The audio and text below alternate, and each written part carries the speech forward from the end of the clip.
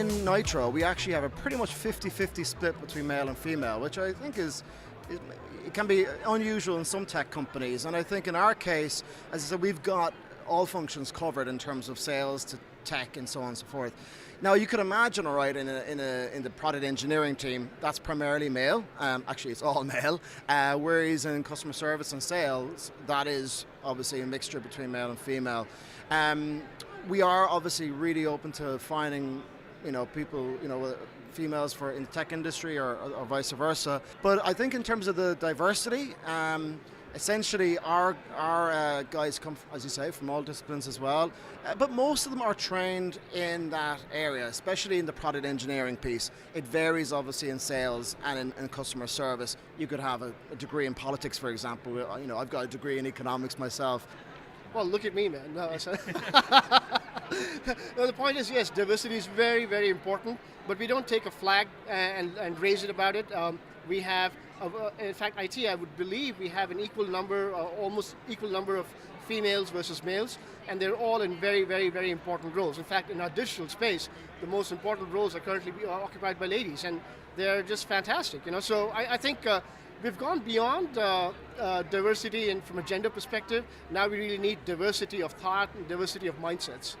We actually had a candidate in for a job the other day who was a woman, and she was amazing as far as I could see. Like the standard of women when they're actually interviewing for these roles just seems to be really, really good. Like they're quite high level. We have a couple of women in our R&D department at the moment. So and they work really hard. They're really involved. They enjoy what they're doing, and I think it's great to see more women getting involved in it. If you're looking for a common theme overall, it's people who are able to articulate how they add value to the end customer. I mean, if these people are in finance, if they're in customer services, if they're in software development and engineering, and in particularly sales, if they can see how they add value to the end customer, they're the type of people we really want. And we will help them on their journey to realise their value as well. A lot of our programs internally to develop staff and to foster their careers, and also for internal transfers globally in Symantec. We have programs set up that look after those types of skills and nurturing those skills. Thankfully, I think I'm seeing it from all different types of backgrounds. I mean, I'm very excited about what they call the experienced economy. People who are like 45 plus, who are, getting into startups, who may be coming out of a middle management or a senior management role in an organization and just figure, what, this is my time, I have enough experience and I see a problem that needs to be solved and I know how to solve it. And, I know what I know and I know what I don't know. So, older entrepreneurs, they bring a lot to the table. Younger entrepreneurs as well, obviously, they've got that energy, they've got the get up and go, they've got that positivity, So I think I'm seeing a lot of both. And I'm seeing a lot of diversity in terms of gender. Love to see more gender diversity. It's always a good thing. And the Inspire conference that Silicon Republic is putting on this summer, I think is very exciting.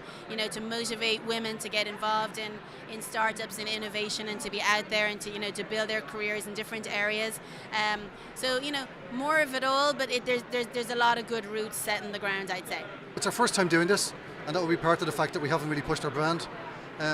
We didn't know whether we'd only meet a lot of graduates, and we are looking for grads, but we're also looking for quite a bit of experience, and we're really heartened that we've met a lot of people with that experience. Definitely there is, I started a year ago, but I can see there are, I would say dozens of women already working as a graduate. They apply as a graduate and they work for version 1. We don't see that as any kind of difference because we have a mind mill assessment is the online psychometric test. So we see whoever is successful in this kind of test is successful with us.